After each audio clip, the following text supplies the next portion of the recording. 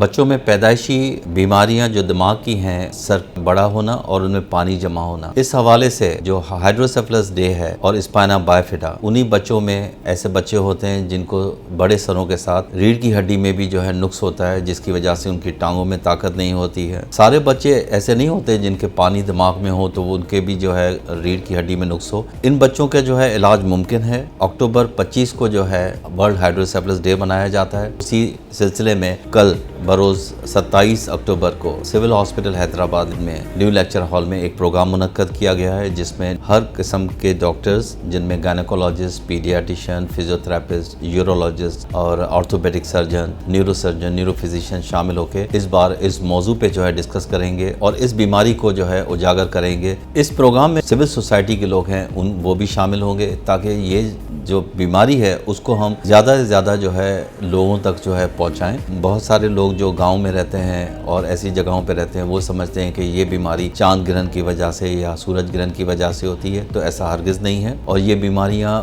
کسی کو بھی ہو سکتی ہے۔ اس کے لیے جو ڈسکس ہوگا وہ اس پروگرام میں ہوگا۔ اس حوالے سے میں یہ کہتا جاؤں کہ بچوں میں وقفہ ہونا چاہیے، اسپیشلی جو ہے فولک ایسڈ کی جو ہے ڈیفیشنسی وہ اس بیماری کو جو ہے بڑھاتی ہے۔ فولک ایسڈ کی گولیاں آتی ہیں، ہماری گائنیکولوجسٹ بھی دیتی ہیں، تو عوام جو ہے جو بھی میری بات سن رہے ہیں وہ اس میسج کو پہنچائیں کہ جو حاملہ خاتون ہیں ان لوگوں کو جو ہے فولک ایسڈ کی جو ہے گولیاں لینی چاہیے، اور اپنی جو ہے پرائمری ہیلتھ ورکر جو ہے اور جو بھی گائنیکولوجسٹ ہیں یا مڈ وائفز ہیں جو آج کل دور دراز علاقوں میں جاتی ہیں، ان سے رابطہ کر کے الٹرا ساؤنڈ کروانا چاہیے، تاکہ یہ پتہ لگ سکے کہ شروع کے ہی دنوں میں جب ایک عورت کو یہ پیٹ میں بچہ ہے تو اس میں کوئی ایسی پیچیدہ مسئلہ تو نہیں ہے جس کی وجہ سے فیملی سے ڈسکس کیا جائے اور ان کو جو ہے ایک بڑے اسپتال میں، جو جس طرح سے حیدرآباد یا کراچی، لاڑکانہ، نواب شاہ میں بڑے اسپتال ہیں، وہاں جانا چاہیے اور اس مسئلے کے لیے ڈسکس کرنا چاہیے کہ ایسے بچوں میں یہ جو امراض ہیں اس سے کس طرح سے جو ہے ممکنہ بچا جائے۔ بہت شکریہ۔